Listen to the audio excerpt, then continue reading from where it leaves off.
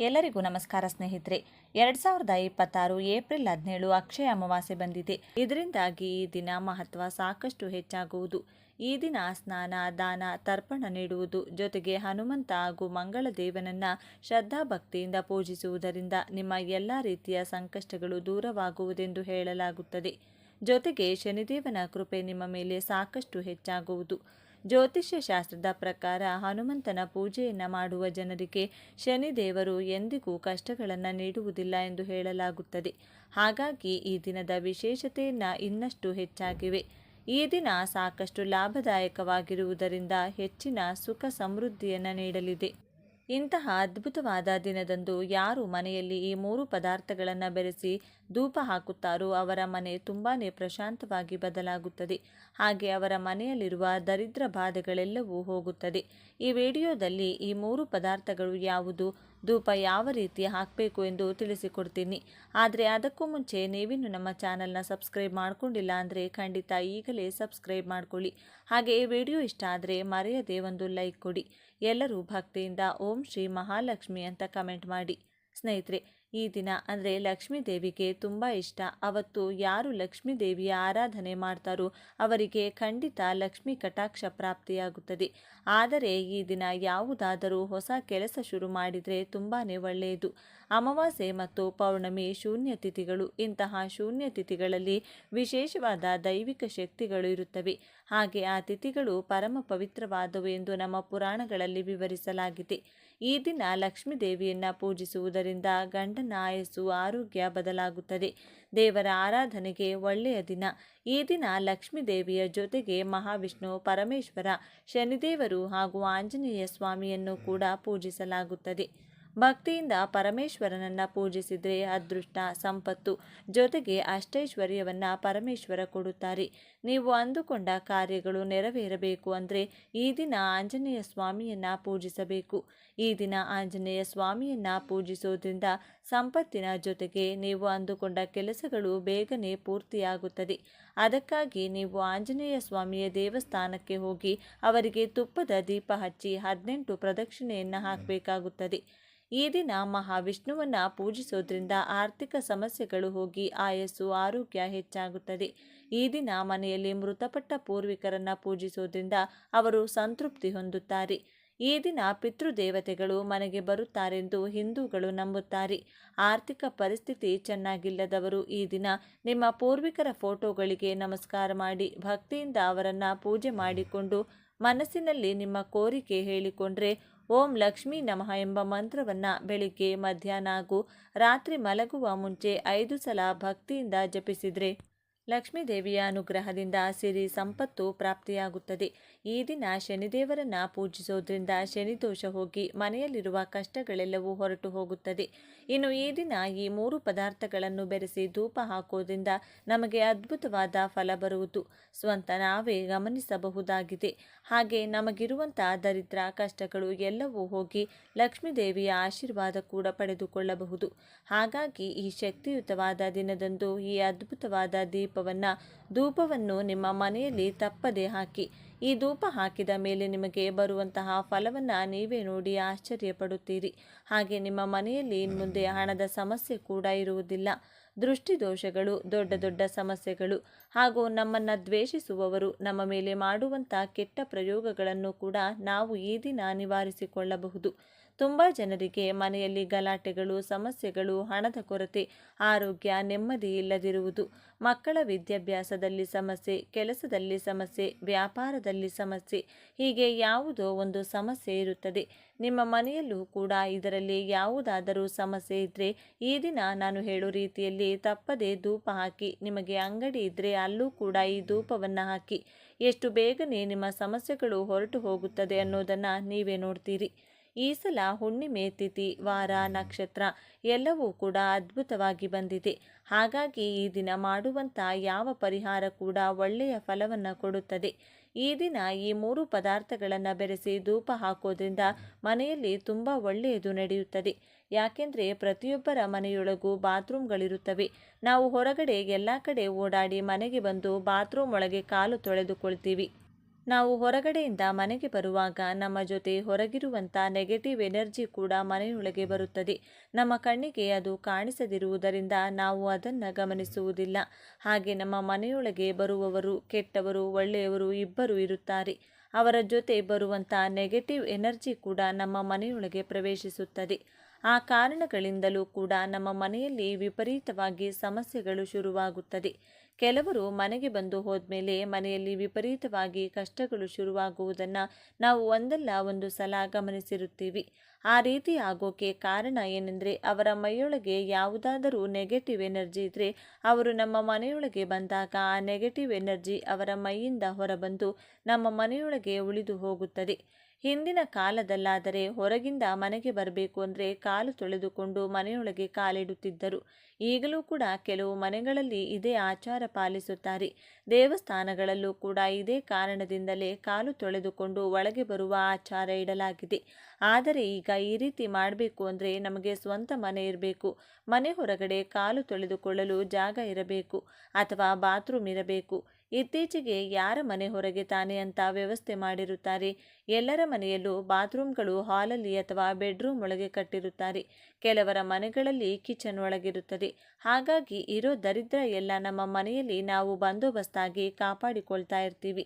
ಹಾಗಾಗಿ ಆಗಾಗ ಮನೆಯಲ್ಲಿ ಸಾಂಬ್ರಾಣಿ ಹಾಕೋದು, ಪ್ರತಿದಿನ ಅಗರಬತ್ತಿ ಹಾಗೂ ಧೂಪ ಹಚ್ಚೋದು, ಗಂಟೆ ಹೊಡೆಯೋದು, ಶಂಕು ಊದೋದು ಇದೆಲ್ಲ ಕೂಡ ಮಾಡ್ತಾ ಇರಬೇಕು. ಬಾತ್ರೂಮಿಂದ ಹೊರಗೆ ಬರುವಾಗ ಕಾಲು ತೊಳೆದುಕೊಂಡು ಬರಬೇಕು. ಇದನ್ನು ಮಕ್ಕಳಿಗೂ ಕೂಡ ಅಭ್ಯಾಸ ಮಾಡಿಸಬೇಕು. ಪ್ರತಿದಿನ ಮನೆಗೆ ಹೊರಗಿಂದ ಒಳಗೆ ಬರುವಾಗ ಕಾಲು ತೊಳೆಯಲು ಸಾಧ್ಯವಾಗಲಿಲ್ಲ ಅಂದರೂ ಕೂಡ ಯಾವುದಾದರೂ ಸಾವಿಗೆ ಹೋದಾಗ ಅಥವಾ ಸ್ಮಶಾನಕ್ಕೆ ಹೋದ ಸಂದರ್ಭದಲ್ಲಿ ಯಾವುದಾದರೂ ಪಾತ್ರೆ ಒಳಗೆ ಕಾಲಿಟ್ಟು ಮನೆ ಹೊರಗಡೆಯೇ ಕಾಲು ತೊಳೆದುಕೊಂಡು ಮನೆಯೊಳಗೆ ಹೋಗೋಕೆ ಪ್ರಯತ್ನ ಮಾಡಿ. ಅಥವಾ ನೀವು ಮನೆಯೊಳಗೆ ಬಂದರೂ ಕೂಡ ಸ್ನಾನ ಮಾಡಿದ ಮೇಲೆ ಮನೆಯೆಲ್ಲ ಗಂಗಾಜಲ ಚೆಲ್ಲಿ ಮನೆಯಲ್ಲಿ ಗುಡಿಸಿ ಒರೆಸಿಕೊಳ್ಳಿ. ಅಥವಾ ಒಂದು ವಾಟರ್ ಬಾಟಲ್ ತಗೊಂಡು ಮನೆ ಹತ್ತಿರದಲ್ಲಿ ಎಲ್ಲಾದರೂ ಜಾಗ ಇದ್ದರೆ ಅಲ್ಲೇ ಕಾಲು ತೊಳೆದುಕೊಂಡು ಮತ್ತೆ ಮನೆಗೆ ಹೋಗಿ. ಇನ್ನು ಧೂಪ ಹಾಕೋಕೆ ಬೇಕಾದಂಥ ಪದಾರ್ಥಗಳು ಸಾಂಬ್ರಾಣಿ, ಕರ್ಪೂರ ಹಾಗೂ ಕೆಲವು ಒಣಗಿದಂಥ ಬೇವಿನ ಎಲೆಗಳು. ಈ 3 ಪದಾರ್ಥಗಳು ತುಂಬ ಮುಖ್ಯ. ಇದರ ಜೊತೆಗೆ ನಿಮ್ಮ ಹತ್ತಿರ ಇದ್ದರೆ ಕೆಲವು ದರ್ಬೆ ಹಾಗೂ ಒಣಗಿದ ತುಳಸಿ ಎಲೆಗಳು ಮತ್ತು ಒಣಗಿದ ವೀಳ್ಯದೆಲೆಗಳನ್ನು ಎಲೆಗಳು ಮತ್ತು ಒಣಗಿದ ವೀಳ್ಯದೆಲೆಗಳನ್ನು ಕೂಡ ಸೇರಿಸಬಹುದು. ಇಲ್ಲದಿದ್ದರೆ ಬರೀ ಬೇವಿನ ಎಲೆ, ಕರ್ಪೂರ ಮತ್ತು ಸಾಂಬ್ರಾಣಿ ಬಳಸಿ ಧೂಪ ಹಾಕಿದರೂ ಸರಿ ಹೋಗುತ್ತದೆ. ಇದರಿಂದ ನಿಮ್ಮ ಮನೆಯಲ್ಲಿ ಏನಾದರೂ ನೆಗೆಟಿವ್ ಎನರ್ಜಿ ಇದ್ದರೆ ಅಥವಾ ಮೈಯಲ್ಲೇನಾದರೂ ಇದ್ದರೆ ಒಂದು ಕ್ಷಣ ಕೂಡ ನಿಮ್ಮ ಮನೆಯಲ್ಲಿರುವುದಿಲ್ಲ. ಯಾವ ರೀತಿ ಮನೆಯೊಳಗೆ ಬಂತು ಅದೇ ರೀತಿ ಹೊರಗೆ ಹೊರಟು ಹೋಗುತ್ತದೆ. ಅದು ನಿಮಗೆ ಕಾಣಿಸಲ್ಲ. ಅಂದರೂ ಕೂಡ ನೀವು ಈ ಧೂಪ ಹಾಕಿದ ಮೇಲೆ ನಿಮ್ಮ ಮನೆಯಲ್ಲಿ ಹಾಗೂ ಮೈಯಲ್ಲಿ ನಡೆಯುವಂಥ ಬದಲಾವಣೆಗಳನ್ನು ನೀವೇ ಗಮನಿಸುತ್ತೀರಿ. ಈ ವಿಡಿಯೋ ನಿಮಗೆ ಇಷ್ಟ ಆದರೆ ಲೈಕ್ ಮಾಡಿ, ಶೇರ್ ಮಾಡಿ. ಇಂಥ ಹೆಚ್ಚಿನ ಉತ್ತಮ ಮಾಹಿತಿಗಾಗಿ ತಪ್ಪದೇ ನಮ್ಮ ಚಾನಲ್ನ ಸಬ್ಸ್ಕ್ರೈಬ್ ಮಾಡ್ಕೊಳ್ಳಿ. ಇಂತಹ ಶಕ್ತಿಶಾಲಿ ದಿನ ಈ 5 ವಸ್ತುಗಳನ್ನು ಮನೆಗೆ ತಂದರೆ ತುಂಬಾ ಒಳ್ಳೆಯದಾಗುತ್ತದೆ. ಅಥವಾ 5 ವಸ್ತುಗಳು ತಗೊಂಡು ಬರೋದಕ್ಕೆ ಆಗಿಲ್ಲ ಅಂದರೆ ಅದರಲ್ಲಿ 1 ಅಥವಾ 2 ವಸ್ತುಗಳನ್ನು ಕೂಡ ತಗೊಂಡು ಬರಬಹುದು. ತುಂಬಾ ಕಡಿಮೆ ರೇಟ್ ಇದೆ. ಹಾಗಾಗಿ 5 ವಸ್ತುಗಳನ್ನು ತಗೊಂಡು ಬನ್ನಿ. ಯಾಕೆಂದರೆ ನಾವು ಈ ರೀತಿಯಾಗಿ ಈ 5 ವಸ್ತುಗಳನ್ನು ತಂದು ನಾವು ಪೂಜೆಯ ರೂಮ್ನಲ್ಲಿಟ್ಟು ಪೂಜೆ ಮಾಡಿದ ನಂತರ ಒಂದೊಂದು ಸ್ಥಳದಲ್ಲಿ ಒಂದೊಂದು ವಸ್ತುವನ್ನು ಇಡೋದ್ರಿಂದ ಖಂಡಿತ ವರ್ಷ ಪೂರ್ತಿ ನಿಮಗೆ ಹಣದ ಸಮಸ್ಯೆ ಬರಲ್ಲ. ಇನ್ನು ಮನೆಯಲ್ಲಿ ಸುಖ, ಶಾಂತಿ, ನೆಮ್ಮದಿ ಅನ್ನೋದು ದೊರೆಯುತ್ತದೆ. ನೀವು ಕೈ ಹಾಕಿದ ಕೆಲಸದಲ್ಲೆಲ್ಲ ಜಯ ಅನ್ನೋದು ಸಿಗ್ತಾ ಹೋಗುತ್ತದೆ. ಹಾಗಾಗಿ ಈ 5 ವಸ್ತುಗಳು ಯಾವುವು ಎಂದು ನೋಡೋಣ ಬನ್ನಿ. ಅದಕ್ಕೂ ಮುಂಚೆ ನೀವಿನ್ನು ಚಾನಲ್ಗೆ ಸಬ್ಸ್ಕ್ರೈಬ್ ಆಗಿಲ್ಲ ಅಂದರೆ ಈಗಲೇ ಸಬ್ಸ್ಕ್ರೈಬ್ ಆಗಿ. ಹಾಗೆ ವಿಡಿಯೋಗೆ ಲೈಕ್ ಮಾಡಿ, ವಿಡಿಯೋ ಸ್ಕಿಪ್ ಮಾಡದೆ ಕೊನೆ ತನಕ ನೋಡಿ. ಎಲ್ಲರೂ ಭಕ್ತಿಯಿಂದ ಓಂ ಶ್ರೀ ಮಹಾಲಕ್ಷ್ಮಿ ನಮಃ ಅಂತ ಕಮೆಂಟ್ ಮಾಡಿ. ಸ್ನೇಹಿತರೆ, ಮೊದಲನೆಯ ವಸ್ತು ಉಪ್ಪು. ನಾವು ಅಡುಗೆ ಮಾತ್ರವಲ್ಲದೆ ವಾಸ್ತುಶಾಸ್ತ್ರದಲ್ಲೂ ಕೂಡ ಉಪ್ಪು ಬಹಳ ಮುಖ್ಯ. ಇದು ನಕಾರಾತ್ಮಕ ಶಕ್ತಿಯನ್ನು ಹೀರಿಕೊಳ್ಳುತ್ತದೆ ಮತ್ತು ಧನಾತ್ಮಕ ಶಕ್ತಿಯನ್ನು ಹೆಚ್ಚಿಸುತ್ತದೆ ಅಂತಾನೆ ಹೇಳ್ಬೋದು. ಹಾಗಾಗಿ ಉಪ್ಪಿಗಿಂತ ರುಚಿ ಇಲ್ಲ, ತಾಯಿಗಿಂತ ಬಂಧು ಇಲ್ಲ ಅಂತ ಗಾದೆ ಮಾತು ಕೂಡ ಕೇಳಿದ್ರಿ. ಉಪ್ಪು ಇಲ್ಲದೆ ಯಾವ ಅಡುಗೆಯೂ ಕೂಡ ರುಚಿ ಇರುವುದಿಲ್ಲ. ಹಾಗಾಗಿ ಉಪ್ಪು ಕೇವಲ ಅಡುಗೆ ಮಾತ್ರವಲ್ಲದೆ ವಾಸ್ತುದೋಷಕ್ಕಾಗಲಿ ಅಥವಾ ಸೌಂದರ್ಯಕ್ಕೂ ಕೂಡ ನಾವು ಉಪ್ಪನ್ನು ಬಳಸ್ತೀವಿ. ಉಪ್ಪನ್ನು ಲಕ್ಷ್ಮೀ ದೇವಿಗೆ ಹೋಲಿಕೆ ಮಾಡ್ತಾರೆ. ಹಾಗಾಗಿ ಈ ದಿನ ನೀವು 1 kg ಆಗುವಷ್ಟು ಹರಳುಪ್ಪನ್ನು ತಗೊಂಡು ಬಂದು ನೀವು ಗ್ಲಾಸ್ ಬಾಕ್ಸ್ ಆಗಲಿ ಅಥವಾ ಪಿಂಗಾಣಿ ಡಬ್ಬಿಯಲ್ಲಿ ಉಪ್ಪನ್ನು ಹಾಕಬೇಕಾಗುತ್ತದೆ. ಯಾವುದೇ ಕಾರಣಕ್ಕೂ ನೀವು ಪ್ಲಾಸ್ಟಿಕ್ ಡಬ್ಬಿಯಲ್ಲಿ ಆಗಲಿ ಅಥವಾ ಸ್ಟೀಲ್ ಡಬ್ಬಿಯಲ್ಲಿ ಉಪ್ಪನ್ನು ಯೂಸ್ ಮಾಡಬಾರದು. ಉಪ್ಪನ್ನು ಆ ಡಬ್ಬಿಗಳಲ್ಲಿ ಹಾಕಬಾರ್ದು. ಈ ರೀತಿಯಾಗಿ ನೀವೇನಾದರೂ ಪ್ಲಾಸ್ಟಿಕ್ ಡಬ್ಬಿಯಲ್ಲಿ ಅಥವಾ ಸ್ಟೀಲ್ ಡಬ್ಬಿಯಲ್ಲಿ ಉಪ್ಪು ಹಾಕಿದರೆ ಮನೆಯಲ್ಲಿ ಮನಃಶಾಂತಿ ಇರುವುದಿಲ್ಲ. ಮನೆಯಲ್ಲಿ ತುಂಬಾ ಕಿರಿಕಿರಿ ಆಗ್ತಾ ಇರುತ್ತದೆ. ಇನ್ನು ಮನೆಯಲ್ಲಿ ಜಗಳಗಳು ಜಾಸ್ತಿ ಆಗ್ತಾ ಇರುತ್ತದೆ. ಇನ್ನು ದರಿದ್ರನೆ ಅನ್ನೋದು ಹೆಚ್ಚಾಗ್ತಾನೆ ಇರುತ್ತದೆ. ಅದಕ್ಕೋಸ್ಕರ ಯಾವುದೇ ಕಾರಣಕ್ಕೂ ನಾವು ಪ್ಲಾಸ್ಟಿಕ್ ಸ್ಟೀಲ್ ಡಬ್ಬಿಯ ಉಪ್ಪನ್ನು ಹಾಕಬಾರ್ದು. ನೀವು ಪಿಂಗಾಣಿ ಅಥವಾ ಗ್ಲಾಸ್ ಬಾಕ್ಸಲ್ಲೇ ಉಪ್ಪನ್ನು ಹಾಕಬೇಕಾಗುತ್ತೆ. ಈ ರೀತಿಯಾಗಿ ನೀವು 1 kg ಉಪ್ಪನ್ನು ತಗೊಂಡು ಬಂದು ಈ ದಿನ ಬೆಳಿಗ್ಗೆ ಆದರೂ ಪರವಾಗಿಲ್ಲ ಅಥವಾ ಸಾಯಂಕಾಲ ಆದರೂ ಪರವಾಗಿಲ್ಲ, ನೀವು ಈ ರೀತಿಯಾಗಿ ಉಪ್ಪನ್ನು ತರೋದ್ರಿಂದ ಮನೆಯಲ್ಲಿ ಲಕ್ಷ್ಮಿ ಶಾಶ್ವತವಾಗಿ ನೆಲೆಯೂರುತ್ತಾಳೆ ಅಂತಾನೆ ಹೇಳ್ಬೋದು. ಇನ್ನು 2ನೇ ವಸ್ತು ಯಾವುದು ಅಂದರೆ ಕವಡೆ.